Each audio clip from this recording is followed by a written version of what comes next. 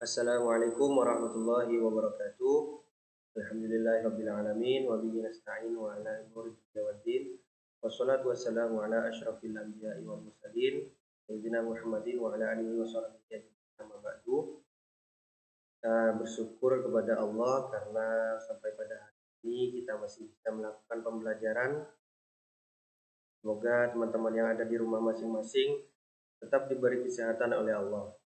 Ya, untuk pembahasan hari ini ialah bab 12 keutamaan surban, mata pelajaran hadis.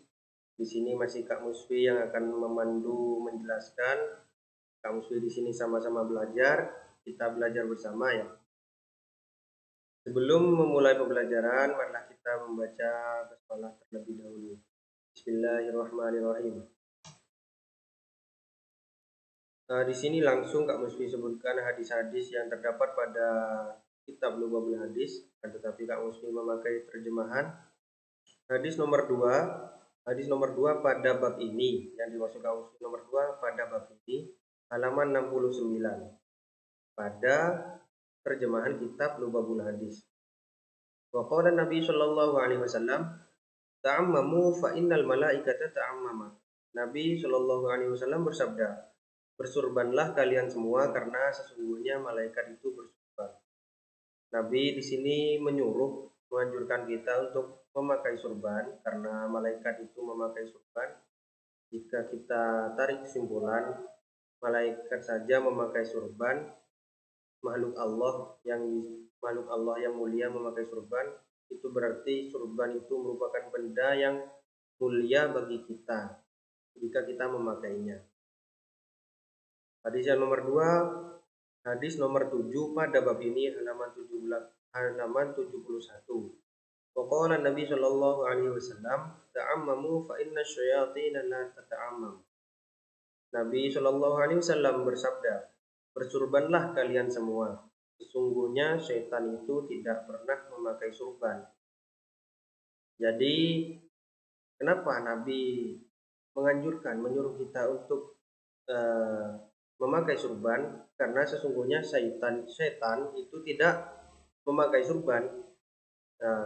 Kenapa setan tidak memakai surban? Itu berarti surban ini merupakan benda, kembali lagi seperti yang hadis yang awal, surban ini merupakan benda yang sangat mulia, yang tidak sembarang makhluk bisa memakainya, apalagi seperti syaitan.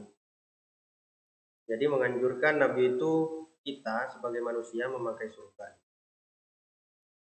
Hadis yang nomor 3, hadis nomor 9 halaman 72. Qala Nabi sallallahu alaihi wasallam, tasawwamu fa innal malaikata qad tasawwamat. Nabi sallallahu alaihi wasallam bersabda, buatlah tanda kalian semua, karena sesungguhnya para malaikat telah mengenakan tanda. Di sini Nabi menyuruh kita mengenakan tanda bagi kita semua sebagai umat Islam, umat mukmin, ya, semua orang yang beriman, untuk mengenakan tanda. Apa yang dimaksud Nabi mengenakan tanda? Tanda apa yang harus kita pakai? Nah, ini sebenarnya yang dimaksud Nabi pada hadis ini, tanda ialah surban. Nah, buatlah tanda pada kalian semua. Kalian harus memakai surban. Nah, Nabi menganjurkan kita memakai surban untuk itu tanda bagi kita umat Islam. Ya. Kembali lagi seperti yang hadis yang awal tadi Kak Musti sampaikan, bahwa malaikat itu saja bersurban. Nah, apa salahnya kalau kita memakai surban? Karena surban termasuk hal yang mulia. Nah, di sini beberapa keistimewaan kamu cantumkan tentang keistimewaan surban. Yang pertama, surban melambangkan kemuliaan dan kewibawaan. Barang siapa yang memakai surban, terutama ini kaum pria ya, santriwan, biasanya para santri itu sudah identik dengan surban biasanya.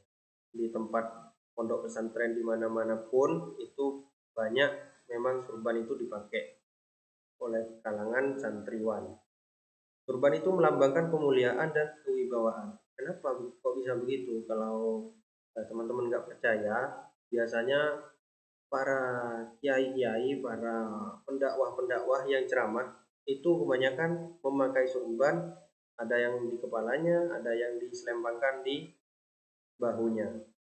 Itu kalau kita lihat orang yang memakai surban itu sangat terlihat mulia, terlihat wibawa.